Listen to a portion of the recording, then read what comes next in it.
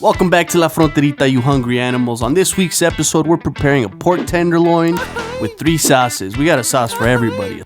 A spicy mustard sauce, a sweet cherry sauce, and an herby chimichurri. All we're going to be doing to prepare our pork for the marinade is removing the silver skin. That's this white membrane you see right here. If we don't do this, we're going to end up with pork bubblegum. And although that sounds delicious, that's not what we're going for.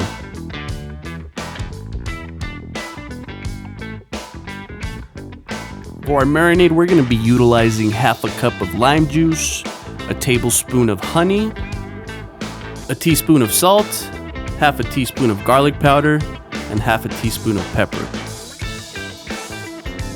Give that a stir and throw it into a Ziploc bag along with your pork tenderloins. Go ahead and set that aside and leave it marinating for at least 2 hours.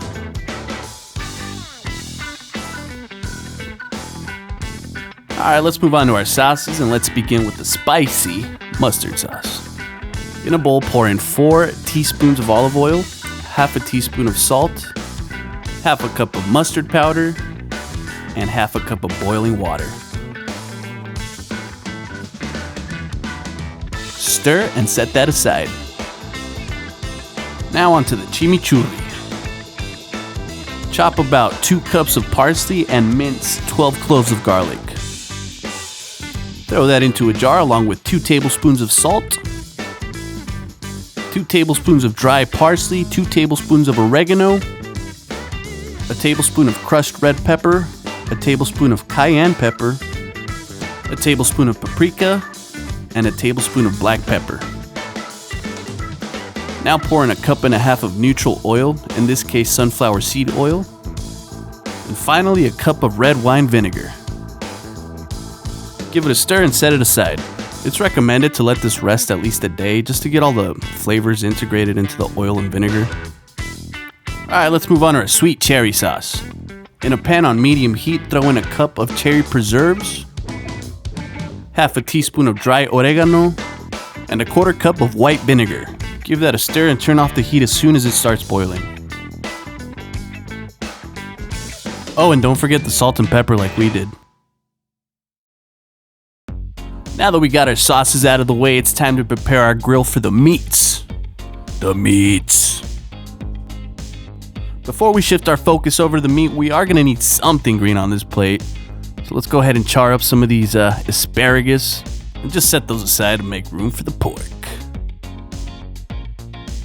We're going to give these puppies a good sear, about a minute on each side. You really want to get those grill marks because that's all flavor.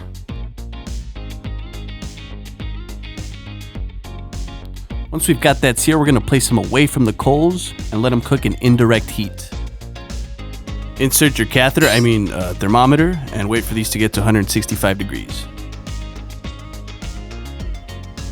Don't forget to cover your grill to get that oven effect. After about 5 minutes, you can take out your asparagus.